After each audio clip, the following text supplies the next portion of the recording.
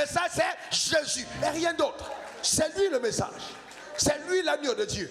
C'est lui qui a des péchés du monde. Ce n'est pas une dénomination, ce n'est pas une assemblée. Non, c'est d'abord Jésus. D'où l'importance d'avoir rencontré Jésus. Quand Jésus est entré dans ma chambre, il m'a dit, regarde à moi. Et c'était terminé.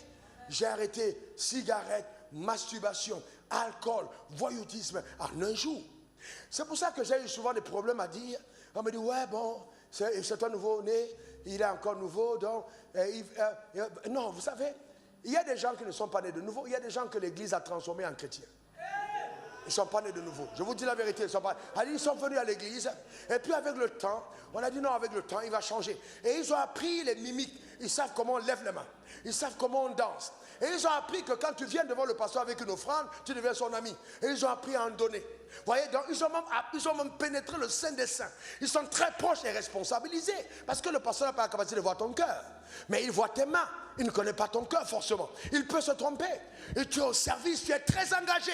Mais tu es un élément dangereux parce que tu n'es pas des saints. Tu n'es pas né de nouveau. Tu n'as pas la vie de Dieu en toi. Ça n'existe pas. Et donc, ce salut n'est pas collectif. Il est individuel. Toi-même, tu sais que Jésus t'a rencontré. Parce que quand tu l'as rencontré, il y a quelque chose en toi.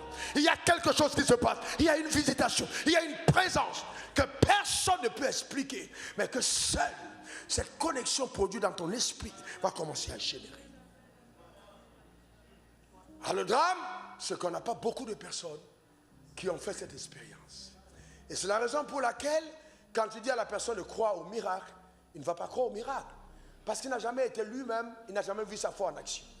Mais si tu as vu la foi, tu es sorti du monde, tu es sorti de la domination des sorciers, tu te fais marcher librement.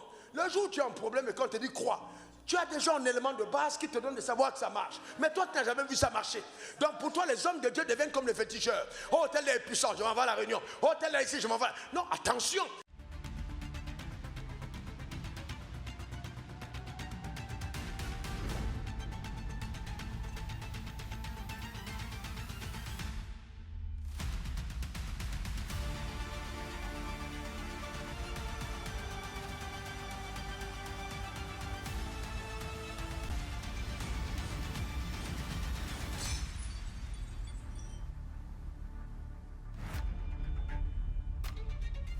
Père, je veux te rendre grâce. Merci pour ce temps béni. Je veux te rendre grâce pour ta parole. Merci parce que tu exposes la vérité aux yeux de tous. Père, je prie que tu donnes à chacun un esprit de sagesse et de révélation dans ta connaissance. Père, je mets une demande solennelle devant de ton trône. Donne-moi dans la simplicité de langage d'apporter la connaissance, d'apporter ta parole, de dispenser, éternel, ta pensée. Merci pour le salut, la délivrance, la restauration de mentalité, changement éternel de paradigme mentaux. Merci pour le repositionnement. Merci pour la guérison. Merci Seigneur pour la restauration des âmes. Que ton nom soit glorifié. Au nom suprême de Jésus, nous avons prié. Quelqu'un dise encore Amen 3 fois. Amen. Amen. Amen. Asseyons-nous dans la glorieuse et sublime présence de Seigneur Jésus. Comme j'ai dit hier, je ne prendrai pas beaucoup de temps au premier message pour donner la place à notre orateur principal.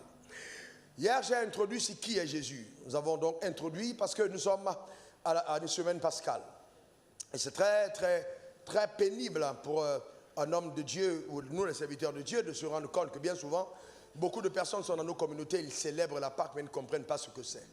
Ah ben, nous ne comprenons pas ce que c'est que la Pâque. Hier, on a parlé de Jésus aujourd'hui. Je continue dans la même lancée, mais nous allons parler de Jésus, notre Pâque. Jésus, notre Pâque, la continuité du message d'hier. Eh bien, 1 Corinthiens 5, verset 7. Faites disparaître le vieux levain. Faites disparaître le vieux levain afin que vous soyez une pâte nouvelle, une pâte nouvelle, une pâte nouvelle. Puisque vous êtes sans levain, car Christ, votre Pâque, a été immolé. Vous êtes sans levain. Donc la conséquence du sans levain n'est pas un effort qui vient d'un homme, mais c'est du fait que Christ, notre Pâque, a été immolé. Donc nous sommes sans levain. Parce que Christ, notre Pâque, a été immolé. C'est ce que la Bible dit. Et vous voyez, quand nous célébrons la Pâque, c'est bien la fête que nous célébrons la résurrection de Jésus d'entre les morts. Et ça, c'est très, très puissant, très puissant. Parce que c'est vrai que Jésus n'a pas été la seule personne ressuscitée d'entre les morts dans la Bible. Nous avons le fils de Jairus qui a été ressuscité d'entre les morts. Nous avons Lazare, le fameux Lazare, qui a fait 4 jours. Il a plus duré dans la mort, dans le séjour des morts que Jésus. Il a fait 4 jours, Jésus n'en a fait que 3. Mais pourquoi célébrons-nous celui qui a fait 3 et pas celui qui a fait 4? Parce que pourquoi on ne célèbre pas? On devait plutôt célébrer Lazare. Si c'était que le fait de revenir à la vie. Non, il est revenu à la vie par le pouvoir de celui qui avait la vie parmi les vivants. Donc c'est parce que Jésus était parmi les vivants et que Lazare est mort en sa présence qu'il a dit non, toi tu reviens. Parce que tes sœurs sont en train de supplier ton retour. Lazare, sors de là où tu es, reviens à la vie. Donc il a rappelé Lazare à la vie de par le pouvoir qu'il incarnait. Donc vous allez vous rendre compte que quand Jésus va devoir aller à la mort, et il va à la veille, il va faire quelque chose d'étrange. On va prendre le repas d'alliance. Il va, comme on a vu hier Jean 1 verset 29, Jean-Baptiste a regardé Jésus et dit, voici l'agneau de Dieu qui ôte le péché. Donc cet agneau ôte, non, il ne couvre pas, il ôte le péché du monde. Donc à la veille donc, de sa crucifixion, Jésus va partager avec eux un repas. Il va donner du pain. Il dit, ceci est mon corps, prenez et mangez. Il donne son sang, il dit, ceci est mon sang. Il donne le vin, il dit, ceci est mon sang, prenez et buvez. Comment peut-il donc, alors que la loi l'interdit clairement dans la Bible de Lévitique, donner son corps et son sang à manger à ses collaborateurs, à ses disciples? Pourquoi il le fait? Simplement parce qu'en fait, ce n'est pas du pain qu'il donne véritablement. Non, ce n'est pas du pain qu'il donne. Il donne véritablement son corps. Ce n'est pas du sang qu'il donne, le vin qu'il donne, il donne véritablement son sang. En sorcellerie, quand on veut manger quelqu'un en sorcellerie, on prend juste, ça peut être juste un repas. Hein. On te dit, bon, c'est un poulet, et puis on te donne la cuisse. Mais c'est la cuisse de quelqu'un que tu es en train de manger. Voyez-vous, on te donne le cœur. C'est quelqu'un que tu manges. Et on a mangé la personne quelque part là-bas à San Pedro. Et la personne est mangée. Et la personne est à Abidjan, ou la personne aux États-Unis. Les sorciers ont commencé à danser leur rituel. Parce qu'on t'a mangé, on a célébré ta mort. Mais tu n'es pas encore mort, en fait, dans le monde physique. Mais dans le monde spirituel, c'est déjà arrêté. Tu mourras. Donc, c'est clair et net parce qu'on t'a déjà mangé. Donc, ce que Jésus a fait, en fait, il a appliqué une loi spirituelle. Il est mort dans le règne spirituel avant d'être livré le lendemain. Donc en fait, quand on l'arrêtait le lendemain, il était déjà mort la veille. Donc lui-même s'était fait manger par ses disciples. Donc en fait, il s'est fait manger par ses disciples en disant, je me livre. Donc quand la mort arrive devant lui, il dit à ses disciples, j'ai le pouvoir de donner ma vie et de la reprendre. Donc personne en fait ne me crucifie, je me livre à eux. Donc je me donne comme rançon pour les hommes. Je me donne en sacrifice parce que j'aime les hommes. Je me donne. Donc quand on l'arrête, en fait le gars est tranquille parce qu'il est déjà mort la veille. Il est mort la veille, il s'est déjà livré lui-même. Ce n'est pas en sorcellerie, ce ne sont pas les sorciers, mais c'est lui-même qui a orchestré sa mort et qui a décidé qu'il mourra le lendemain. Quand on va l'arrêter, il n'y a pas de problème, il s'est déjà livré la veille. Donc aucune intercession ne pouvait l'arrêter parce qu'il avait décidé au sujet de sa vie. C'est dans ce sens que je suis d'accord. Nous pouvons et nous devons décider de comment est-ce que nous mourrons. Il ne faut bien pas que notre mort sur la terre, notre vie longue sur la terre ne serve qu'à la longévité. Parce qu'en fait, l'épanouissement d'une vie n'est pas le nombre de temps qu'on mène sur la vie, sur la terre, mais c'est combien pleine est-elle dans l'accomplissement des desseins souverains de Dieu. Il est mort à 33 ans ayant terminé sa mission. Et à la croix, il a dit, tout est accompli. Donc, en fait, on ne l'a pas tué, il s'est livré. Le Fils de l'homme s'est livré. Il s'est donné lui-même pour servir de rançon. En fait, pour nous racheter, afin que ce qui nous tenait en captivité n'ait plus de pouvoir sur nos vies et que nous soyons enfin libres. Donc, quand nous parlons de la résurrection de Christ, nous parlons de la victoire sur la puissance du péché. Donc, nous parlons aussi à la part de la fin du règne, du péché et de la mort. La mort et le règne de son règne sont arrivés à leur terme par la résurrection de Christ d'entre les morts. C'est pourquoi personne d'entre nous n'est véritablement un enfant de Dieu s'il n'est mort avant de vivre. Alors, et c'est bien important qu'on le comprenne, parce que quand nous sommes baptisés en Christ et que nous avons les eaux de baptême, il y a des gens qui pensent que nous sommes simplement des opposants au catholicisme ou alors à certaines autres religions. Ça n'a rien à voir. Nous apprécions le travail fait.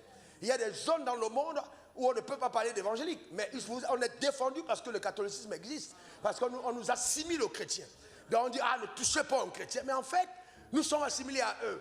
Mais même si nous-mêmes nous combattons leur existence, nous sommes assimilés, quelque part. Et il faut un travail précurseur. Et donc, vous voyez que dans cette assimilation, en tant qu'enfant de Dieu, quand nous naissons de nouveau, la Bible cite celui qui croira et qui sera baptisé. Nous sommes donc assimilés à sa mort. C'est pour ça que nous sommes plongés dans les eaux. Être plongé dans les eaux, c'est le fait d'être identifié à sa mort. Et quand nous ne sortons plus nous-mêmes librement, nous sortons en lui, en nouveauté de vie. C'est pourquoi la Bible explique, si quelqu'un est en Christ, il est une nouvelle créature. Les choses anciennes sont passées. Voici, toutes choses sont devenues nouvelles. On dit bien, les choses anciennes sont passées. Donc il y a consciemment une déconnexion de ta racine biologique. Donc tant que nous n'avons pas accepté ça dans notre christianisme, surtout africain ou brésilien, parce que quelque part nous avons des racines un peu de vaudou et de mysticisme et de sorcellerie, de par notre background, tant que nous n'avons pas accepté la vérité révélée, on aura toujours des problèmes avec le diable. Des problèmes que nous ne sommes pas supposés avoir. Parce que si quelqu'un est en Christ, il est une nouvelle créature. Les choses anciennes sont passées. Alors dites-moi, écoutez-moi attentivement, avant qu'on ne progresse. Comment pouvons-nous célébrer la résurrection de Christ, qui est en fait le fait de la célébration de l'espérance d'une vie vraiment meilleure et glorieuse? Le fait que nous savons que tout ce qui a été mort peut revenir à la vie. Comment pouvons-nous célébrer cette fête et encore croire qu'il faille descendre à 23 générations pour chercher l'origine de nos malheurs? Si nous-mêmes nous ne devons pas le propre sorcier de notre destinée. Parce que le sorcier de notre destinée, c'est souvent nous-mêmes. Par le fait de nous assimiler à des mensonges et prendre ça pour la vérité. Vous savez que c'est un évangile populaire parce que la peur a la primeur sur la foi dans le règne des humains. L'âge est le chemin qui mène à la perdition, et étroit est celui qui mène au salut. Et le chemin du salut, c'est le chemin de la foi. Nous marchons par la foi et non par la vue. Nous croyons avant de voir, nous ne voyons pas avant de croire. Donc le problème, c'est que je dois croire. Et donc, voyez-vous, moi je vous parle de choses profondes. Et je pense que l'adhésion à cette vérité va donner à l'église d'être une église élitiste. Une église révélant la plénitude de la rédemption. Si quelqu'un est en Christ, il est une nouvelle créature. Donc, en étant enfant de Dieu, je n'ai plus à dire, ouais, ben, tu sais, il y a des liens héréditaires qui sont en train de me combattre. Ils sont en train de te combattre, sachant que tu as reçu la vie de Dieu et tu es une nouvelle créature. Mais qu'est-ce que tu as fait simplement? C'est de te prendre l'autorité et d'arrêter. C'est aussi simple de confesser et déclarer. Parce que la loi de l'esprit de vie en Christ Jésus n'est pas activée par des prières, des prières de guerriers. On dit, ouais, prière incendiaire à minuit. Comme ça, non, c'est simple. Je crois, je déclare. Je crois, je déclare. Je crois, je déclare. Laissez-moi vous faire une démonstration simple. Parce que vous entendez croire et déclarer. Les gens pensent que c'est trop simple. Mais le salut là auquel nous avons cru tous, et qui a fait de nous ce que nous sommes, qu'est-ce qu'on a fait d'autre? On a cru et on a parlé. On a cru et on a parlé. Nous croyons, nous parlons. Nous croyons, nous parlons. C'est ça la foi. Croire et je parle. Et le miracle le plus important de l'univers, c'est le salut. Ce miracle t'a déconnecté de ta famille, t'a connecté à la famille d'Abraham. T'a donné d'être enfant de Dieu. Ce miracle t'a sorti, amène de la condamnation qui pesait de façon héréditaire. Et t'a connecté à la bénédiction générationnelle. Mais, frères et sœurs, pourquoi ne pas croire et parler, sachant que c'est par la foi que nous allons éteindre tous les traits enflammés. Tous les traits. Il n'y a pas d'autres traits du malin qui sont à détruire par les autels. Ça n'existe pas. Il n'y a pas de traits enflammés qui sont à détruire par le jeûne. Ça n'existe pas. On détruit les traits enflammés par la foi. Donc la foi est la seule arme qui te garantit la victoire sur la force des ténèbres. Tant que tu ne l'exprimes pas, tu seras toujours sujet à la puissance satanique. Et tu vas être là tout le temps en train de livrer des guerres. Ah non, frère. Oh, non, non, non, non. Il faut faire attention. Nous sommes une nouvelle créature. Dis, je suis une nouvelle créature. Encore. Donc c'est très, très important. C'est très important. Donc la libération de ce peuple, de la captivité d'Égypte, est le symbole de notre nouvelle naissance. Nous sortons de la domination de Satan qui pendant des années nous a pris en captivité. Mais à cause du sang sur les deux poteaux, le linteau, nous sortons totalement, alors affranchis de cette domination. Maintenant, allons dans quelque chose de très profond. Vous permettez? Alors très profondément, on va réfléchir. D'où vient la Pâque? Pourquoi est-ce que la Pâque a été initiée? Pourquoi ce rituel a été initié par Dieu au bénéfice de ce peuple? Pourquoi Dieu a suscité le libérateur appelé Moïse? Pourquoi? Simple, à cause d'Abraham. Vous savez, regardons la Genèse 15, verset 13 à 14. Regardez ce texte. C'est simple. Parce qu'il faut bien comprendre la racine des choses. Et l'Éternel dit à Abraham, sache que tes descendants seront étrangers dans un pays qui ne seront point à eux. Ils seront asservis et on les opprimera pendant Pendant combien de temps? Vous au fond, pendant combien de temps? Je vous pose une question. Est-ce qu'il y a un prophète qui peut se tenir pour dire, je combats les autels, je combats la malédiction, je déclare sur ta vie que tu n'iras pas dans cette captivité? Est-ce que c'est possible? Non, impossible parce que c'est une captivité prophétique. il y a des événements qui arrivent dans la vie du croyant qu'aucune prière ne peut stopper. Aucune prière. Parce que ça fait partie de ton cursus d'élévation. Ça fait partie du profil de ta vie prophétique que tu ne vas pas esquiver. Mais dans tous les cas, tu vas toujours sortir vainqueur. Parce que ça fait partie des choses que tu dois rencontrer sur ton chemin. Donc ils sont en Égypte pendant 400 ans. Il dit après quoi, je vais vous délivrer. Regardez le verset qui suit. Regardons. Mais je jugerai. Voyez, je jugerai. Il n'a pas dit vous jugerez, il dit moi je jugerai. Et vous savez, j'ai compris, et encore hier pendant que je priais, une dimension de la vérité que je n'avais pas su avant. Il y a des combats qui sont réservés à Dieu. Il y a mes combats que Dieu livre. Il y a mes combats que Dieu livre. Il y a des combats que tu ne livreras pas toi-même parce que c'est du ressort de Dieu. Vous n'allez pas demander à un enfant qui naît de se faire porter des couches. Il n'a pas demandé à naître. Donc vous n'avez pas demandé à l'enfant, cherche à manger rapidement. Non. Parce que quand l'enfant naît, il y a même d'abord une mutation du corps de sa femme. Il y a un changement biologique du corps. Il y a les seins qui commencent à pousser. Il y a les appétits qui commencent à changer. À cause de l'avènement de l'enfant. Si dans le naturel, la mère se prépare à l'avènement de l'enfant. Ne crois pas que tu es né accidentellement. Non, non, non. À ta venue dans le monde, il dit, ce n'est pas vous qui m'avez choisi, mais c'est moi qui vous ai choisi afin que vous alliez et que vous portez du fruit et que votre fruit demeure. Donc, crois que je dois moi-même alors faire des efforts tellement personnels pour que mon salut soit complet. C'est comme si je suis en train de dire à Dieu, tu as fait une œuvre imparfaite. Est-ce que quelqu'un comprend ça? Donc, ce que j'ai en train de dire qu'on n'a rien à faire, on y arrive. Il y a des choses à faire. Mais en ce qui concerne le combat de Dieu contre toi, écoute-moi très attentivement, l'ange de l'Éternel monte la garde autour de ceux qui le craignent et les arrache de tout danger. Donc il y a un ange qui te protège. Il y a une armée qui est autour, tu appartiens au royaume. Tu as la Bible dit, reconnaissez, Galates 3, verset 7, que ceux qui ont la foi sont des fils d'Abraham. Donc si on est fils d'Abraham, alors la promesse qui a été faite à Abraham est la nôtre. Genèse 22, verset 16. Regardez ce que Dieu dit à Abraham. On parle d'alliance. Je te le jure par moi-même, parole de l'Éternel, parce que tu as fait cela et que tu n'as pas refusé ton fils, ton unique. Regardez ce qu'il dit. Je te bénirai, je multiplierai ta postérité comme les étoiles du ciel et comme le sable qui est sur le bord de la mer, et ta postérité possédera les portes de ses ennemis. C'est ce qui est clair et net. C'est cette même phrase quand Jésus a dit je bâtirai mon église et les portes de ce jour de mort ne vont pas prévaloir contre elle. C'est la même phrase. Toutes les nations, on dit bien nation, ethnos, il dit toutes les nations de la terre seront bénies en ta postérité parce que tu as obéi à ma voix. Donc la promesse qui est faite à Abraham est une promesse pour toutes les nations. Mais cependant, quand la libération du peuple d'Israël va se faire, on va se rendre compte que le Dieu qui marche avec eux n'est pas le Dieu de toutes les nations, mais il est le Dieu d'Israël. Alors qu'à Abraham, c'était toutes les nations. Mais il faille maintenant que la promesse qui concerne les nations s'accomplisse pour les nations. Mais pour cela, Dieu doit établir un peuple sur lequel il est Dieu et qui va le rejeter pour que plus tard, la porte soit ouverte et que les nations soient adoptées dans le plan du salut. Donc quand la loi est donnée au mont Sinaï, elle s'adresse à une nation. Elle est dure, elle est sévère, elle est totalement ferme. Mais c'est à une nation qu'elle s'adresse. Elle ne s'adresse pas aux Camerounais que tu es, aux Centrafricains, à l'Ivoirien. Tu n'as rien à voir avec cette loi. Ce n'est pas ta loi. C'est la loi du peuple juif. C'est l'ancienne alliance. Nous ne sommes pas de cette alliance. Nous sommes d'une alliance nouvelle. Jésus a donné le repas et il dit, voici l'alliance nouvelle, en mon sang. Donc on n'est pas de l'ancienne alliance. Mais la connaissance de l'ancienne alliance nous donne d'apprécier la bonté de Dieu à notre égard. Ce n'est pas parce que l'alliance est petite en termes de Nouveau Testament que si nous manquons de message, on doit s'inspirer de l'ancien. Non, Jésus a été clair devant Moïse et Élie. Il dit, les gars, je vous amène ici, vous continuez mon œuvre, on va partir. On va avoir un conseil d'état prophétique.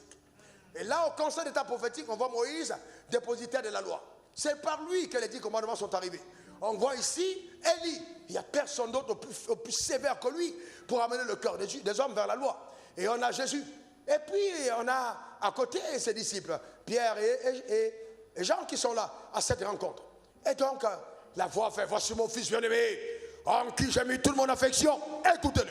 En d'autres termes, il dit, écoutez-le, parce que dès cet instant où vous entendez ma voix, je déclare périmer l'ancienne alliance. Je déclare aboli l'ancienne alliance. À partir d'aujourd'hui, ce que Moïse vous a dit, lisez-le. Mais ce que Jésus vous dit, écoutez-le. Donc ce que Moïse a dit, amen, étudiez. Mais ce que Jésus a dit, mettez en pratique. Parce que il dit, écoutez-le. Il parle devant Pierre, qui va être dans le leader sur tous les autres, qui a vécu cette scène directement d'en haut. Écoutez-le, écoutez-le, écoutez-le, écoutez Jésus. Jésus, pour me sauver, il est entré dans ma chambre, j'avais 23 ans. Vous savez, c'était une expérience incroyable. Je parle devant ma mère qui est ici. Oh, je ne sais pas s'il y a eu un garçon aussi voyou que moi, devant nous dans le campus. J'étais connu pour mon voyoutisme, vraiment incroyable. Je fumais, je buvais, on se mettait dans les campus universitaires et puis on mettait du whisky, on prenait, on allait dans les amphis, mais c'était incroyable. Connu en boîte de nuit depuis là de 15 ans comme un des meilleurs rockers de sa génération. J'ai gagné des trophées.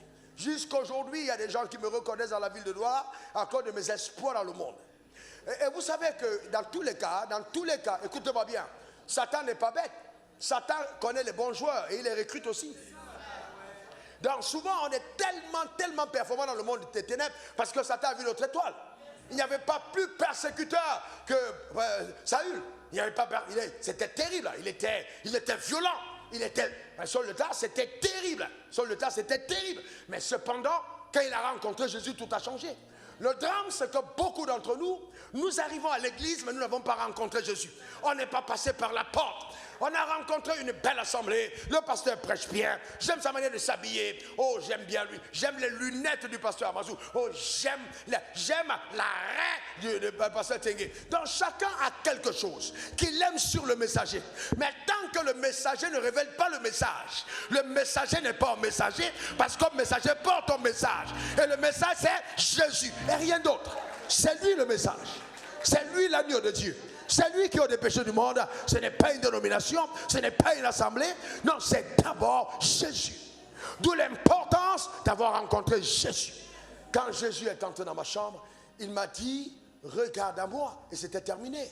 J'ai arrêté cigarette, masturbation, alcool, voyoutisme en un jour. C'est pour ça que j'ai eu souvent des problèmes à dire. On me dit, ouais, bon, c'est un nouveau-né, il est encore nouveau. Donc, non, vous savez, il y a des gens qui ne sont pas nés de nouveau. Il y a des gens que l'Église a transformés en chrétiens. Ils ne sont pas nés de nouveau. Je vous dis la vérité. Ils sont venus à l'église. Et puis avec le temps, on a dit non, avec le temps, il va changer. Et ils ont appris les mimiques. Ils savent comment on lève les mains. Ils savent comment on danse. Et ils ont appris que quand tu viens devant le pasteur avec une offrande, tu deviens son ami. Et ils ont appris à en donner. Vous voyez, donc ils ont même pénétré le sein des saints. Ils sont très proches et responsabilisés. Parce que le pasteur n'a pas la capacité de voir ton cœur. Mais il voit tes mains. Il ne connaît pas ton cœur forcément. Il peut se tromper. Et tu es au service, tu es très engagé. Mais tu es un élément dangereux parce que tu n'es pas des saints. Tu n'es pas né de nouveau. Tu n'as pas la vie de Dieu en toi. Ça n'existe pas. Et donc, ce salut n'est pas collectif. Il est individuel. Toi-même, tu sais que Jésus t'a rencontré. Parce que quand tu l'as rencontré, il y a quelque chose en toi. Il y a quelque chose qui se passe. Il y a une visitation. Il y a une présence que personne ne peut expliquer. Mais que seule cette connexion produite dans ton esprit va commencer à générer. Alors le drame, c'est qu'on n'a pas beaucoup de personnes qui ont fait cette expérience. Et c'est la raison pour laquelle, quand tu dis à la personne de croire au miracle, il ne va pas croire au miracle. Parce qu'il n'a jamais été lui-même, il n'a jamais vu sa foi en action. Mais si tu as vu la foi, tu es sorti du monde, tu es sorti de la domination des sorciers, tu te fais marcher librement.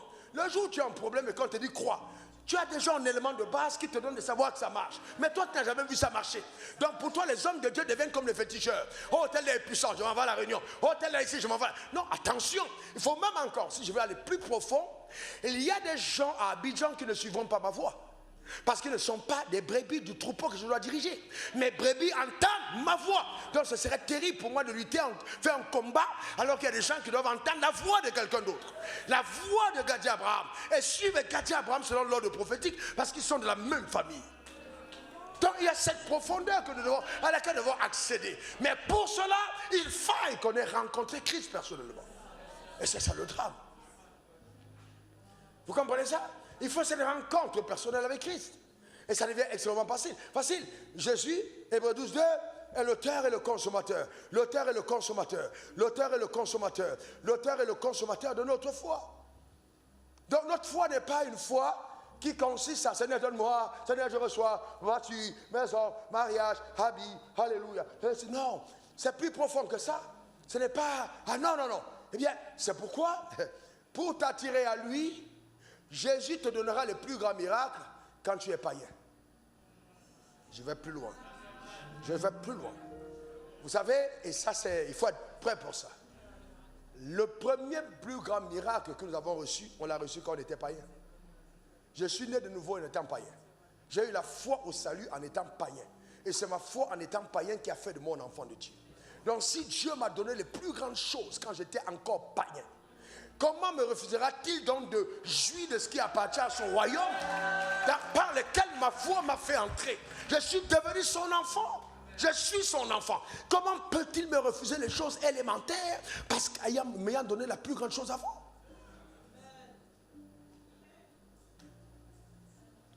Parce qu'en fait, hélas, on ne croit pas.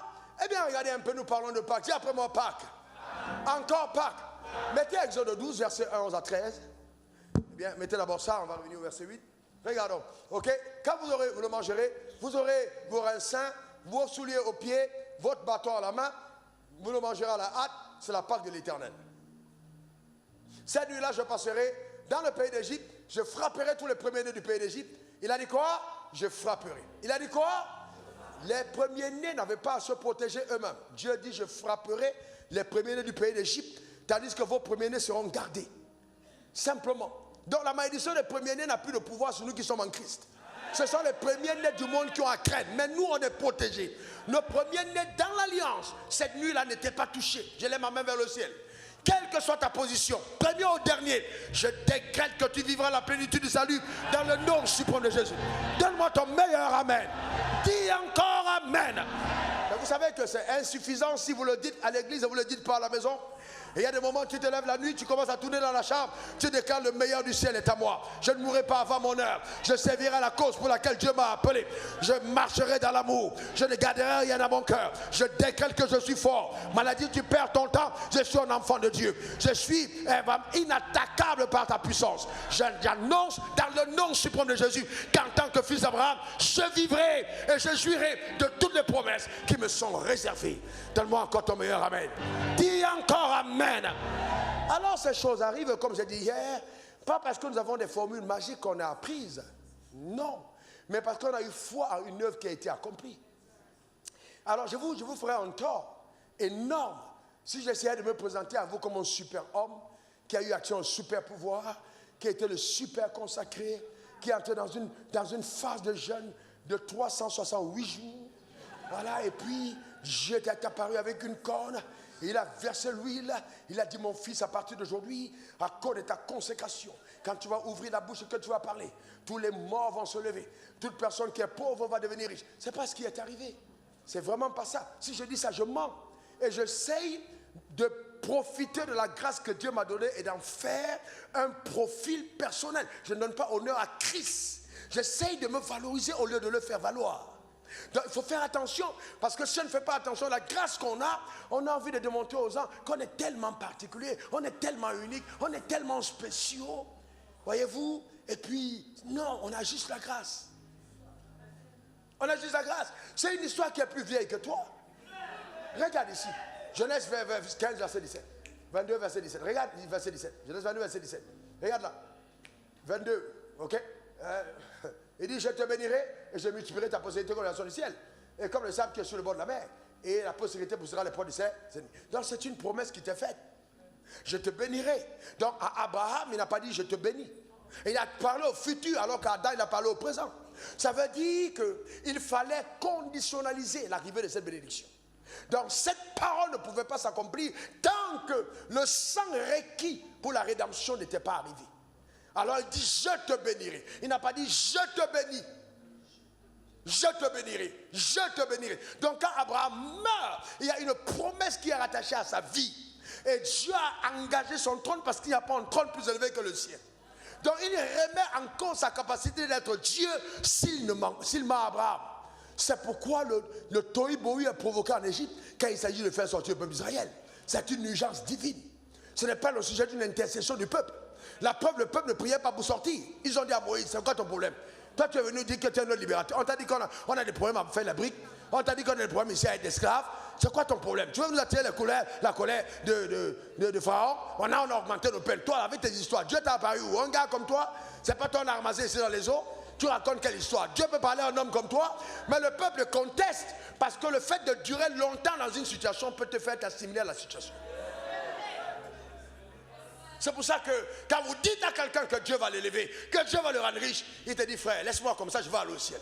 Parce qu'en fait, il n'arrive pas à assimiler un seul moment dans sa tête que la richesse peut venir. Il n'arrive même pas à un seul moment que Dieu soit capable de gérer la situation. Voyez-vous, il devient lui-même de par ses croyances le propre complice, vous voyez, de son emprisonnement. Par le drame sérieux auquel on est confronté, d'où l'importance de marteler, de bombarder au niveau du relèvement de l'intelligence. Il n'y a que ça qui amène le changement. Il n'y a que ça qui amène le changement. Il n'y a que ça. Quelqu'un déclare après moi, je crois que Dieu est capable d'accomplir dans ma vie ce qu'il a dit qu'il va faire.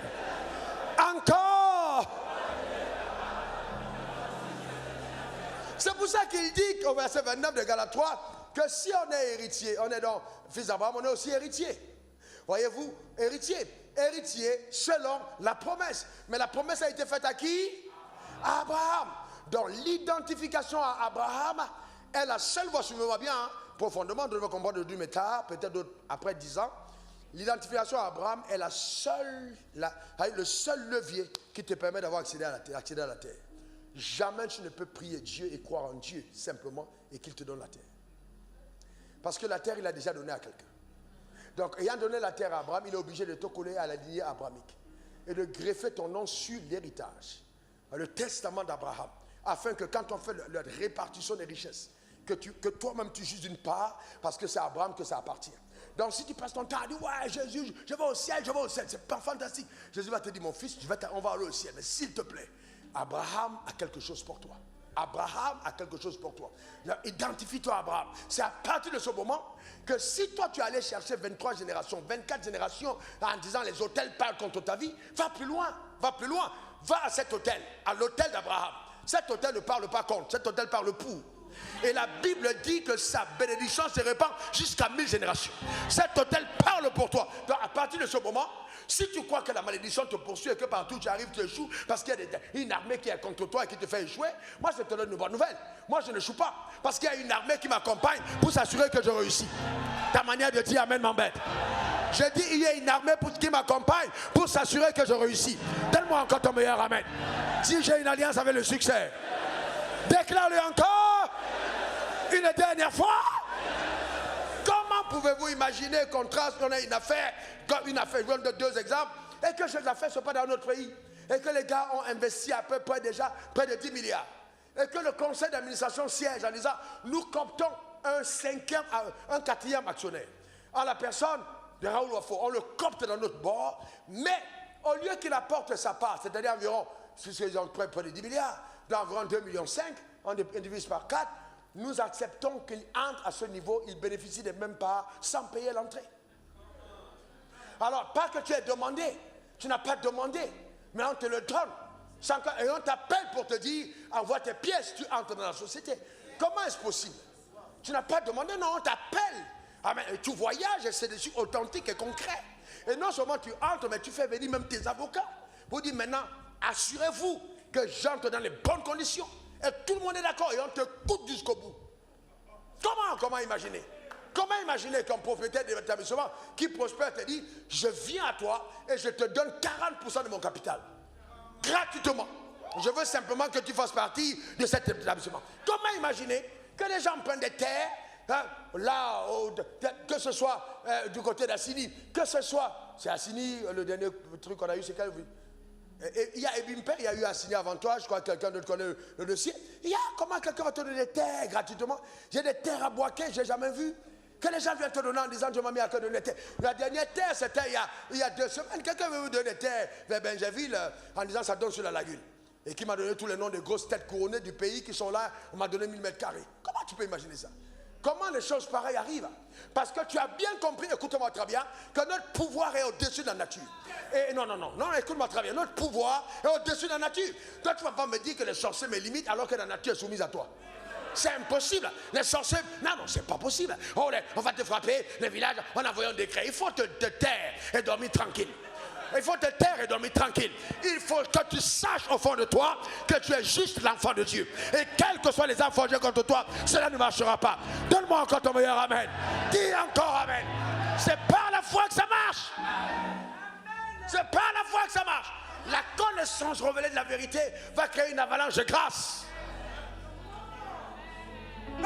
Alexandre Amazou, quelqu'un dans cette assemblée qui ne s'est jamais assis à plus de la 3e rangée, personne ne sait qui il est.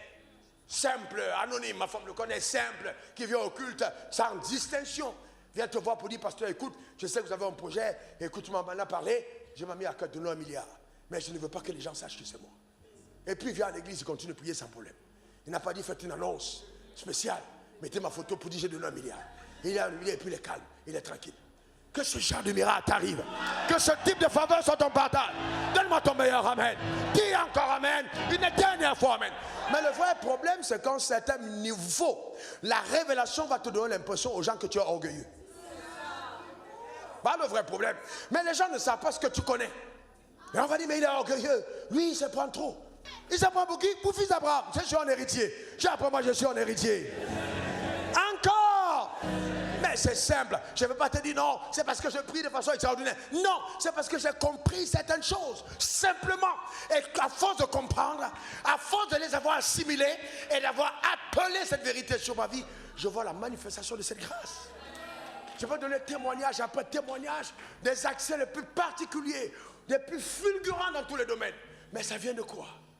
De la connaissance révélée de Dieu. C'est tout. Un jour, on m'amène à l'hôpital et on me dit, à cette époque, le docteur n'est pas là. C'est elle qui m'amène chez le meilleur cardiologue, à mon avis, de la ville. Et puis, j'avais mon cœur qui a failli s'arrêter. J'étais à Martinique, il a fait tac. Et puis, Dieu après fait tac. Et puis, c'est la nuit avant que tu vas dormir. Après, il fait encore tac. Tu mets comme ça, il fait tac. Le diable te dit, tu ne te réveilles pas. C'est toi qui es venu ici, tu as prêché la foi. Tu ne vas pas te réveiller. Tu dors là, on va te porter ici pour t'amener. On va traverser tous les océans pour aller t'enterrer là-bas. Tu ne vas pas te réveiller. Il faut d'abord la foi pour dormir. Parce que au moins si tu sens que tu es encore vivant et que tu peux encore, mais là ça peut s'arrêter la nuit. C'est là, tu te rappelles de tous les cas où on t'a dit que les gens sont morts la nuit. Est-ce que tu comprends ça? Et donc je viens à Abidjan, je fais les vols, je viens à Abidjan et je parle de ça. On appelle donc le docteur, elle dit bon, je trouve au cardiologue. Je vais à l'hôpital, le cardiologue fait tous les examens et puis il dit ah bon, écoute, c'est pas trop grave. C'est pas trop grave. Nous allons te mettre un pacemaker. C'est-à-dire un appareil dans le cœur avec lequel tu pourras continuer. Donc comme ça, quand ton cœur s'arrête, ça prend le relais. Et puis moi, je lui pose la question, et si l'appareil tombe en panne, comment ça se passe? Authentique histoire. Là, il me dit, non, t'inquiète pas, tu connais telle autorité, ou tu connais telle personne. Ils sont des pacemakers. Donc il commence à me vanter les autres. Et puis le Saint-Esprit me dit, mais comment tu suis un tel discours? Est-ce que toi, tu appartiens à cette catégorie? Toi, tu es un enfant de Dieu. Est-ce que tu comprends? Et dès, je dis, explique-moi. Il me dit, soit le cœur ne peut pas trop vite, soit il ne peut pas trop lent. Et il m'explique que souvent quand on a peur, j'ai dit non, c'est qu'en fait, dans mon cas là, ça doit être un excès de foi. J'ai tellement la foi que quand le cœur bat, ça fait 10. Donc ma foi est tellement grande qu'il n'y a même pas une seule trace d'inquiétude. Je rentre à la maison, ma femme me demande comment ça s'est passé. Je lui explique que je dois revenir dans 2 semaines. Mais je ne peux pas lui dire qu'on va mettre un pacemaker. Parce que je n'ai pas envie d'association dans les pleurs ou dans les angoisses. Parce que honnêtement, vous savez, les informations qu'on donne, bien qu'on ait la foi, à un certain moment, ta femme peut se lever la nuit pour voir si, d'ici là, le cœur ne s'est pas arrêté. C'est humain. Alors le jour où je devais aller faire le texte, je suis sous la douche. Et puis, soudainement, j'ai une inspiration d'esprit. Encore, je vais vous dire, je n'ai pas appris à prier comme ça. Mais une inspiration monte à moi et je commence à dire à Dieu, mais je te sais avec ce corps. Je te sais avec ce corps, je prêche la foi. Mais qu'est-ce que je vais dire aux gens, moi-même qui prêche la foi, que ce cœur-là, j'ai pris un pacemaker, je l'ai mis à moi. Honnêtement, Dieu, est-ce que vraiment, c'est ce corps-ci qui doit avoir un pacemaker? C'est ma confession, je l'ai qu'à dire, est-ce que c'est normal? Et puis le Saint-Esprit me dit, c'est pas normal. Alors je dis, bon, ok. Donc quand j'entends au fond de moi, c'est pas normal, je déclare dans le nom de Jésus que tu es en bonne santé. Je déclare le rétablissement de mon cœur au nom suprême de Jésus. Je suis reparti, et puis je vois les gens, ils font, tu vois, une manière, on te déshabille, on te couche. Les affaires de cardiologie, c'est comme si on te met déjà près de la chambre froide. On te déshabille et puis on te met des trucs là-dessus et les gens entrent, on te regarde. Et puis toi qui es le prédicateur, tu vois des petites infirmières là qui viennent là, te faire chouchou. Elles te disent sur ton corps, chouchou. Non, la maladie est dangereuse, hein, parce que la maladie t'amène à des états d'humiliation terribles, hein, même les consultations. Non, c'est terrible, c'est terrible. Ah non, mais il y a un truc qui m'a toujours choqué, c'est qu'une femme est là et puis le gars vient dire 4 jambes, t'es ta femme. Non, là ça mène quand même. Non, moi, non. Entre nous, est-ce que c'est normal? Non. Et puis ce qui est bizarre, non, j'ai pas dit ma femme, ce qui est bizarre, c'est que, écoutez-moi bien, ce qui est bizarre, c'est que les femmes aiment les gynécologues hommes. Non, ma femme, c'est pas ma femme, j'ai dit généralement. Non, ma femme, elle ne se fait pas consulter. Bon, non. C'est une loi de la maison, c'est pas possible quand même. Toi aussi, j'ai doté pour avoir, j'ai souffert, et puis tu viens, tu dis, écart. C'est pas possible. Non. C'est pas possible. Ça ne marche pas comme ça. Non. Amen. C'est juste incroyable, vous comprenez? C'est juste incroyable. C'est vraiment incroyable. Incroyable. Là, le gars, il va plus, et puis après, beaucoup de personnes dans la salle. Je me demande, mais qu'est-ce qu'il y a? Après, il me dit, mais attends, qu'est-ce qui s'est passé? Et il me dit, mais c'est incroyable. On a l'impression d'avoir notre cœur. J'ai dit, qu'est-ce qu'il y a? Il dit, mais ton cœur est totalement parfait. Il n'y a aucun problème. Il dit, ramenez les fiches, on regarde. Et puis j'écris interférence divine. C'est-à-dire que pendant que le problème se posait, Dieu a interféré. Je lève ma main vers le ciel. Je déclare établi que cette nuit, que ce soit un cas financier, un cas de maladie, un cas de mariage, un cas dans l'église, il y a une interférence divine. Dans le nom suprême de Jésus, donne-moi ton meilleur amen. Dis encore amen. Une dernière fois amen. Que cela soit ton partage. Que cela soit ta portion. Dis encore amen. Assieds-toi. Voyez-vous, Dieu interfère par sa grâce. Il interfère par sa grâce. Maintenant, le problème, pourquoi est-ce que nous mangeons l'agneau? Nous prenons le repas d'alliance, mais nous ne voyons pas les évidences. Vous voulez savoir pourquoi? Je vais vous montrer. Genèse, Exode 12, verset. Sachez que l'agneau qu'on mangeait, c'était la préfiguration de Christ. 12:8. Regardez ça ici.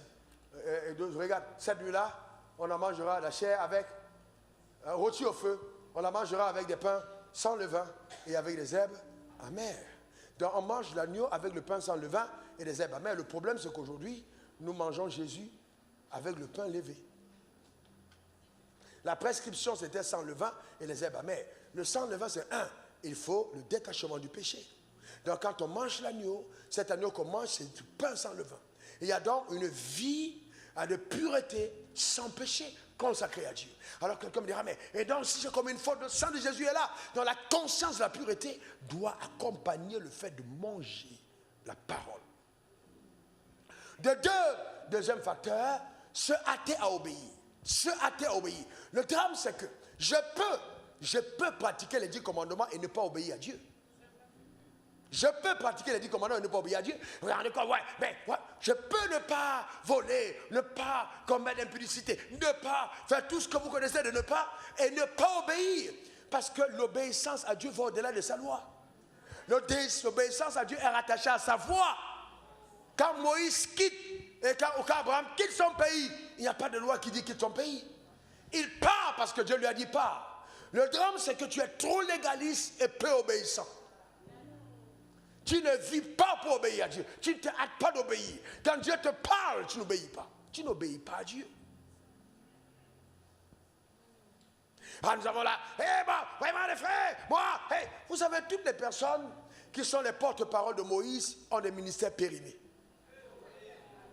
Les porte-paroles de Moïse sont les ministères périmés. Et vous allez vous rendre compte que c'est toujours invecté. Tel a fait comme ça, mais Dieu a tellement d'humour, que généralement, l'insistance dans un domaine révèle que le domaine là, tu as des problèmes. Un homme qui parle beaucoup contre quelque chose est généralement attiré vers cette chose. Parce que c'est l'abondance du cœur que la bouche parle. Et comme Jésus n'avait pas de problème avec quoi que ce soit, il était rempli de grâce. Les gens qui ont du mal à pardonner sont les premiers coupables. Vous allez vous rendre compte que les gens qui sont très sévères avec ceux qui ont des problèmes sont les gens à problème. La femme adultère qu'on avait apprise en flagrant délit, ce n'est pas toute la ville qui était sortie. Jésus a dit, que celui qui n'a jamais péché, j'ai levé la tête. Du plus vieux au plus petit, ils sont partis. Mais où étaient les saints de la ville? Ils étaient dans leur maison. Généralement, les gens sans problème ne lapident pas les autres. Jamais. Ne lapide. On a toujours un message d'espérance, un message d'espoir, une parole de grâce. Quelqu'un me disait encore aujourd'hui, mais tu trouves toujours une raison pour pardonner à quelqu'un. J'ai dit oui, c'est ce que l'amour fait. L'amour excuse tout. Donc même si tu m'as fait une faute, je trouve une excuse pour ne pas garder ça dans le cœur contre toi. Sachant que si je ne t'ai pas fait miséricorde, je n'aurais pas miséricorde. Alors je me garde de ne pouvoir garder quelque chose dans le cœur parce que c'est à moi que ça va nuire. Voyez-vous? Et puis, vous avez un beau manguier, vous jetez des plants, des cailloux. Le manguier est tellement intelligent qu'il ne répond pas à tes jets de cailloux, il te renvoie la mangue. Donc toi qui as jeté un caillou pour le détruire, il t'envoie une mangue pour la sucer. Donc c'est exactement comme ça que l'amour réagit. Bénissez ceux qui vous maudissent. Tu m'envoies une pierre, je t'envoie une grâce. Et donc si les anges portent la grâce en disant, on va aller maintenant chez Chonkolo, déposer le paquet de bénédictions. Quand ils arrivent chez Chonkolo, les anges disent au père, on est venu avec une Rolls Royce pour lui, ton fils va faut appeler qu'on lui envoie ça, mais on se rend compte qu'il est indigne, il n'est pas en état de recevoir ça. On dit, mais qui a envoyé? Tu vous dis, c'est qui a envoyé la Rolls Royce? On dit, non, c'est Alain Patrick qui a envoyé. Envoyez ça chez lui, retour à l'expéditeur. Parce que toute grâce que vous envoyez sur quelqu'un et que la personne ne peut la recevoir, elle retourne à vous. Donc le fait que vous bénissez quelqu'un qui est indigne de recevoir la bénédiction, vous amassez sur sa tête des charbons. Mais quand vous amenez dans votre vie tous les trésors qui lui étaient réservés. Mais lui, sa tête brûlera parce qu'il t'a fait du mal. Mais garde ton cœur tranquille. Continue de bénir. Donne-moi ton meilleur amen. Donc il ne faut pas rendre le mal pour le mal. Mange avec les herbes, avec le pain sans levain. Donc il y a cette capacité de servir Dieu. C'est le troisième point. Je sers Dieu. Tu dois servir Dieu avec ta vie. Tu dois servir Dieu avec ta vie. Amen. Le pain sans levain, c'est vraiment le service de Dieu aussi. Je sers Dieu avec ma vie. Ma vie doit atteindre les intérêts du royaume. Pas simplement, Seigneur, bénis-moi, je veux ceci. Mais dis-moi, pourquoi Dieu te donnera la santé si ton corps ne sert pas à sa cause?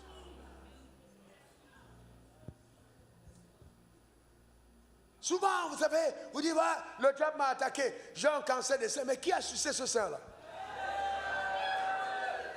Parce que ton corps peut rentrer en rébellion, parce que ton corps se rend compte que son utilité n'est pas fonctionnelle dans le sens prophétique. Donc la rébellion de la nature de ton corps même commence à avoir des problèmes. C'est pour ça que les gens qui mentent ont des maladies. Après, le mensonge crée des maladies dans le cœur, dans le corps de l'homme.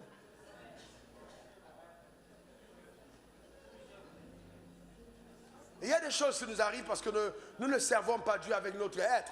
Déclare après moi, je sers Dieu avec mon être entier. Déclare-le, je sers Dieu avec mon être entier. Dans le nom suprême de Jésus, donne-moi ton meilleur amen.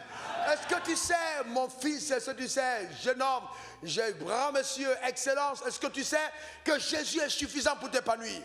Tu n'as pas besoin d'entrer dans une secte. Tu n'as pas besoin d'aller à la franc-plomberie. Tu n'as pas besoin d'être rose. Bon, pas possible. Tu n'as pas besoin de ça. Jésus est suffisant. Donne-moi ton meilleur amen. Jésus est suffisant, dis amen. Jésus est suffisant, dis amen. L'agneau mangé déclenche déjà la fureur de Dieu contre tes adversaires. Et comme on verra demain, c'est un déclenchement de la restauration de tes avoirs. Tout ce qui a été volé par l'enfer t'est remis par Christ. Donne-moi encore ton meilleur amen. Dis encore amen. Tu ne sortiras pas les mains vides.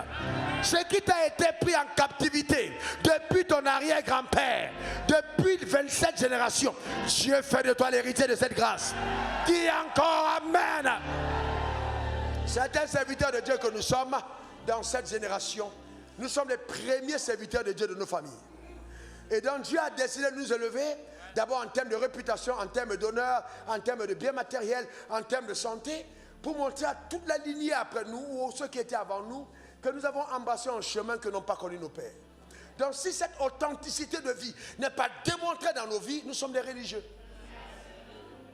Donc il y a des choses qui t'arrivent parce que Dieu fait de toi un porte-parole de la rédemption. Il fait de toi un portrait qui utilise la grandeur de Dieu. Que cela soit ton partage. Amen. Que cela soit ta portion. Amen. Que cela soit ton héritage. Donne-moi encore ton meilleur amen. C'est pour ça, écoute-moi jeune soeur, n'attends pas que quelqu'un te chosifie et te méprise parce qu'il a un petit DG, un petit directeur de banque ou alors professeur d'université et il va venir t'embrouiller avec quelques billets de banque. Tu as plus de valeur que l'argent. Ta manière de dire amen m'embête. Tu as plus de valeur que l'argent. Qu'Internet ne te fasse pas croire que ta valeur, ce sont les fesses. J'ai entendu une soeur me dire, qui est en train de consommer des produits pour donner une métamorphose et des seins et des fesses. Je lui demande, mais pourquoi tu fais ça? Elle dit, Abidjan, si tu n'as pas ça, tu ne t'en sors pas. Tu ne t'en sors pas, mais ça devient un problème sociétal. Mais nous ne sommes pas de cette société, nous sommes du royaume des cieux. Donne-moi encore ton meilleur amen. Dis encore amen. Qui vous a dit qu'on épouse une fille parce qu'elle est belle? Allez demander à tous les call girls, allez demander aux prostituées. On est prostituées parce qu'on est belle aussi. Personne ne paierait une belle femme en tant que prostituée. Et ce sont de belles femmes qui sont prostituées. Dans la valeur d'une femme, ce n'est pas sa beauté physique. Un homme ne se vanterait pas de la voiture qui roule ou de l'argent qu'il a. Christ en nous, Christ en nous, Christ en nous, Christ en toi, Christ en moi, Christ en nous. C'est l'espérance de la gloire. Donne-moi encore ton meilleur amen. Dis encore amen. Gloire à l'agneau, gloire à Jésus. Amen. Il y a des gens qui se plaignent. Ouais, je ne comprends pas. Hey, ouais, je suis parti de l'église, il ne m'a pas cherché. Pourquoi tu veux que je te cherche? Il y a des gens, parce qu'ils ont donné quelques billets de banque, ils se sont fait, ils sont devenus auto-importants. Au point où ils ont l'impression qu'ils vont diriger la vie du pasteur et des programmes de l'église. C'est eux qui veulent dire au pasteur qui on va inviter à l'église. Ils veulent remplacer le Saint-Esprit. Parce qu'ils ont apporté quelques billets de banque. Et je me suis rendu compte que chaque fois que quelqu'un parle de ton église par orgueil, une personne 7 fois plus valorisante entre dans l'église. Pour montrer simplement à cette personne combien ridicule elle était. Et vous savez, quand vous entrez dans l'orgueil et que vous commencez à combattre une autorité spirituelle, à combattre une vision, parce que vous avez eu quelques miettes, et souvent même des miettes qui sont venues de la grâce de la vision, vous allez plonger dans l'abîme du désespoir. Je n'ai jamais vu fleurir quelqu'un qui a combattu son père. Jamais vu. Jamais de la vie. Et le drame, jamais vu fleurir. Jamais. J'ai entendu l'évêque d'un Cameroun dire, il y a un de mes fils qui m'a combattu et puis il est mort. Et puis on m'a appelé pour aller au funérailles. Je ne suis pas parti. Vous savez, humainement, la première fois que j'ai entendu, je me suis dit, oh, mais c'est quand même Dieu, il est déjà mort. Et le Seigneur me dit, pourquoi iras-tu au funérailles d'un rebelle? Même ta présence est une validation de sa façon de marcher. Vous savez, marcher avec Jésus, c'est les herbes amères. Et il y a des choses qui ne sont pas toujours succulentes, qui vont être amères. Mais il faut, vous savez aussi, l'amertume des herbes qu'on mange avec l'agneau nous rappelle la dureté de la vie en Égypte. Et comment on n'est pas prêt d'y retourner à cause du goût de l'agneau. On dit, on ne va plus rentrer dans ces choses. Nous allons rester, même si c'est dur, on met la main à la charrue, on ne regarde pas en arrière, on ne fait pas volte-face. Pas du tout. Je ne comprends même pas mon étoile parce que quelqu'un m'a promis l'argent. Et vous avez aujourd'hui des gens qui viennent à l'église qui sont tellement faux. Ils sont faux avec eux-mêmes, faux avec leur engagement, faux avec leur âme, faux avec leur vie, homme comme femme. Une fausseté criade. Mais le vrai problème, c'est qu'il y manque de nouvelles naissances. Ce sont des gens qui sont entrés par la fenêtre et non par la porte. Jésus n'était pas là. Jésus n'est pas dans leur cœur. Il faut s'attarder à ceux qui ont Jésus dans leur cœur. Et donc nous devons ramener l'évangile, puisque nous parlons de Pâques, au centre de Christ qui est mort à la croix. Et que Jésus soit dans nos cœurs. Que le cœur de Pierre soit ôté, que le cœur de chair soit transféré, et que chacun d'entre nous ait une espérance des choses glorieuses que Dieu nous réserve. Mais par-dessus tout, pour terminer, frères et sœurs, révérend Hervé et moi, nous n'avons pas la même destinée, même si on est de la même famille. Il y a des choses que Dieu lui réserve qu'il ne m'aura pas réservées. Et c'est pour ça que nous sommes différents dans le royaume, même si nous sommes tous des enfants de Dieu. Chacun a sa marche, chacun a son couloir, mais dans l'ordre que Dieu a préétabli, afin que nous jouissions de tout ce que le ciel nous a réservé. Et c'est comme ça que la foi s'exprime en la personne de Christ. Et tous les choix que nous le faisons en lui. Il est notre modèle, il est notre repère. Nous le faisons en lui. Il est mort jeune pour que je meure vieux. Les mains ont été percées pour que je prospère. Sa tête a été d'épine pour que l'intelligence et la sagesse me soient accordées. On a percé son flanc pour la naissance de l'église et la propagande de la vérité. Et les pieds ont été percés pour qu'il n'y ait plus de territoire où je ne puisse aller. Aucune barrière, aucun pays, aucun territoire ne pourra m'arrêter, car les nations de la terre sont mon héritage en Christ. Donne-moi ton meilleur amen. Dis encore amen. Je déclare sur ta vie que quelque chose d'étrange est sur le point d'arriver. Dis encore amen. Une deuxième fois amen. Une troisième fois amen. Alors hier je t'ai challengé à prendre 3 sujets de prière. Alors nous allons prier ces 3 sujets de prière. Toi-même tu vas prier ces 3 sujets de prière sur la base de la vérité que tu as entendue. Le drame c'est quoi? C'est que nous disons voilà, si c'est simplement le révérend Denis qui prie pour moi, quelque chose va se faire. Mais il faut que tu aies confiance en tes prières. Donc prends tes 3 sujets de prière. Et je te dis, chacun d'entre eux, exaucé directement ce soir. Ta manière de dire Amen m'embête. Dis encore Amen. Tout ce que vous demanderez au Père à mon nom, il vous le donnera afin que votre joie soit parfaite. Les 3 sujets de prière, nous allons prier ensemble. Et après, donc, on viendra de l'arrière vers l'avant, les déposer devant l'autel, juste pour dire merci à Dieu. Et cette nuit, avant de partir de ce lieu, dans mon bureau, je rendais grâce à Dieu sur ces sujets de prière avec quelques collaborateurs. Nous allons bénir le Seigneur pour ces sujets de prière, pour l'exaucement qui t'a été accordé. Donne-moi encore ton meilleur amen. Certains d'entre vous, c'est même en sortant d'ici, vous aurez déjà vu cette chose arriver. Mais donne-moi encore ton meilleur amen. Dis encore amen. On va juste chanter un cantique te permettre de bien d'agencer tes sujets de prière. Que Dieu bénisse son âme, que Dieu bénisse ta vie. Rakataba. Pendant qu'on y est, je disais à l'apôtre Alain Patiguer, j'avais l'âme tellement serrée, et jusqu'à peut-être, je suis allé au lit à 4h35 du matin, j'étais tellement pénible dans mon âme, quelque chose me dérangeait profondément. Je disais, Seigneur, mais pourquoi suis-je tant dérangé? Est-ce vraiment seulement à cause de ce jeune homme qui n'a pas répondu à l'appel que je suis dérangé? Et je reviens ce soir demander à quelqu'un qui m'entend, peut-être même que ce jeune homme est revenu à la réunion ce soir. Vraiment, ton cas a dérangé mon âme. Je crois qu'il y a quelque chose de vraiment sérieux en ce qui concerne ta vie. Mais en plus de toi, il y a des personnes qui ont besoin de faire la paix avec Dieu. Avant qu'on ne prie, je vais demander à quelqu'un qui dit ce soir, je veux que Jésus entre dans mon cœur. Que Jésus entre dans mon cœur, c'est vraiment la Pâque. Nous partageons, nous mangeons la Pâque, nous mangeons l'agneau, c'est-à-dire nous lisons la Bible. Un croyant fort doit lire la Bible. Un croyant fort doit manger Jésus. Un croyant fort doit manger la parole de Dieu. Et ensuite, il doit la partager. Tu dois manger et tu dois partager la parole à ceux qui t'entourent, à tes voisins. C'est comme ça que nous célébrons la Pâque, en partageant l'agneau. Tu es là ce soir, tu dis vraiment, je veux ouvrir mon cœur à Jésus. J'ai entendu ce message, ça touche mon cœur. Je veux de nouveau, lève ta main droite, je veux prier avec toi. Lève ta main droite si tu es là, tu dis vraiment, ce message m'a vraiment touché. Je veux faire la paix avec Dieu. Lève ta main droite. Lève ta main droite simplement, oui. Faites-les venir devant le trône de la grâce. Venez. Faites-les venir. Viens rapidement devant le trône de la grâce. Viens devant le trône de la grâce. Viens devant le trône de la grâce.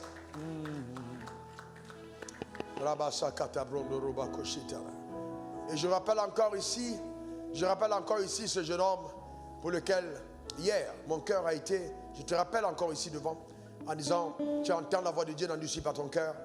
Ce n'est pas à toi de décider quand est-ce que tu viendras au salut. Ce n'est pas à toi de décider quand est-ce que tu viendras au salut.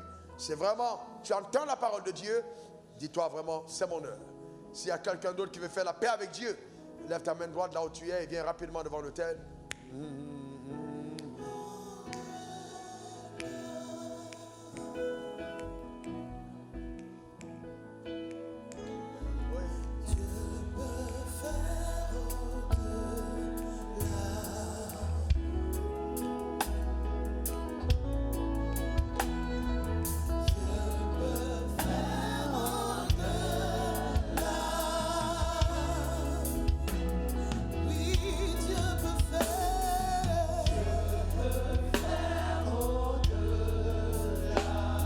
Merci Seigneur.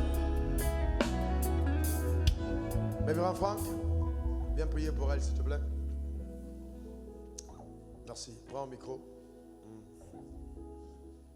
Merci Jésus. Et pour toutes les personnes qui sont connectées en direct, qui en ce moment font répondre à l'appel. Pour l'une des rares soirées, nous avons eu près de 6800 et poussières de personnes connectées en direct sur YouTube. C'était exceptionnel. Eh bien. Répétez après moi s'il vous plaît. Seigneur Jésus, merci pour ta fidélité. Je reconnais que tu es mort pour mes péchés et tu es ressuscité pour ma justification. Je te reçois en ce jour comme mon sauveur et mon Seigneur personnel. Je te confesse comme étant mon Seigneur et je crois dans mon cœur que Dieu le Père t'a ressuscité des morts. Inscris mon nom dans le livre de vie et fais de moi un enfant de Dieu.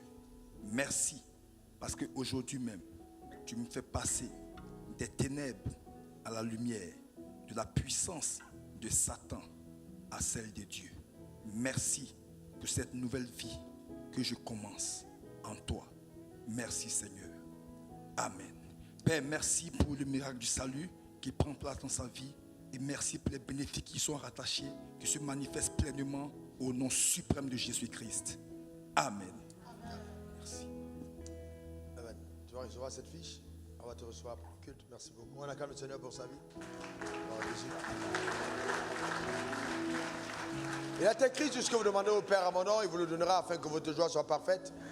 Eh bien, tout ce que nous obtenons dans le ciel, nous l'obtenons à cause de Christ qui est mort à la croix pour nous, qui a servi de rançon pour notre liberté. C'est en son nom que nous avons tout à voir. Et comme j'ai expliqué au Cameroun il y a une semaine, sur la carte d'identité que nous avons au ciel, ce n'est pas notre visage qui est inscrit, bien que ce soit notre nom, mais à la place du visage, c'est le visage de Christ. Donc c'est en son nom, c'est en son visage là que nous accédons à tous les trésors de Dieu. Alors maintenant, tu vas donc prendre tes sujets de prière et tu vas les présenter à Dieu en les citant un après l'autre devant ton la grâce et le demander au nom suprême de Jésus, demander à Dieu simplement d'intervenir dans cette situation. Élève ta voix toi-même et parle à Dieu maintenant tes propres mots dans le nom suprême de Jésus. Élève ta voix, parle à Dieu. Élève ta voix, parle à Dieu.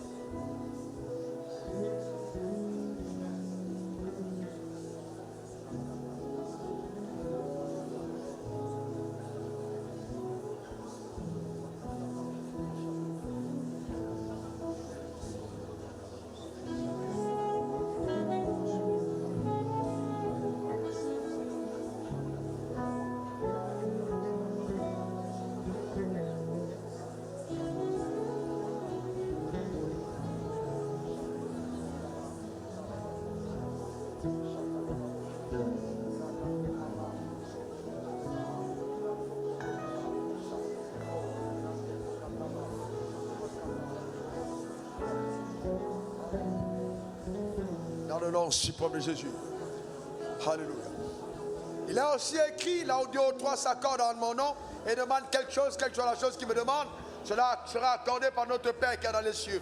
Père, nous voulons donc nous accorder ensemble et demander la manifestation de ton exaucement dans la vie de chacun au nom suprême de Jésus. Toi qui connais ces requêtes, je prie que le ciel soit ouvert sur la vie de chacun. Un exaucement rapide, spectaculaire, en l'honneur de la rédemption, car il est écrit tout est accompli. Merci pour ta visitation sur ton peuple. Merci pour ta main puissante. Merci pour ton bras étendu. Merci pour ta grâce. Merci pour tes saints pouvoirs. Dans le nom suprême de Jésus, tu as joué au-delà de toute intelligence humaine. Honneur et gloire. Père, que ton nom soit glorifié. Au nom suprême de Jésus. Alléluia. Merci Seigneur. Je vais demander au Bishop Amazou de venir prier avec nous pour ce sujet. Amen. Rababo Shakata.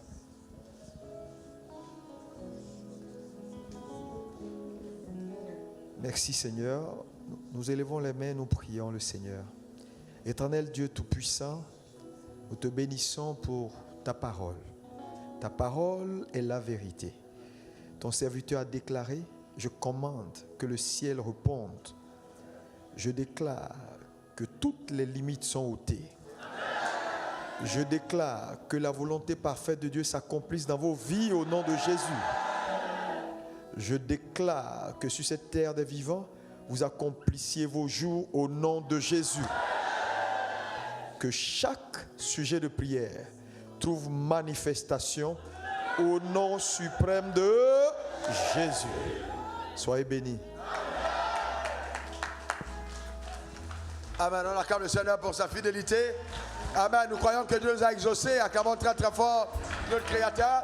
Pendant que nous chantons les cantiques, nous venons à notre ordre habituel. Nous déposons nos sujets devant l'autel. En termes d'action de grâce simplement, nous croyons que Dieu nous a exaucés au nom suprême de Jésus. Ce n'est pas la longueur des prières qui détermine notre exaucement, c'est la foi que nous plaçons justement en Dieu, en Christ, qui nous donne d'obtenir ce que nous attendons du ciel. Nous venons avec foi devant l'autel.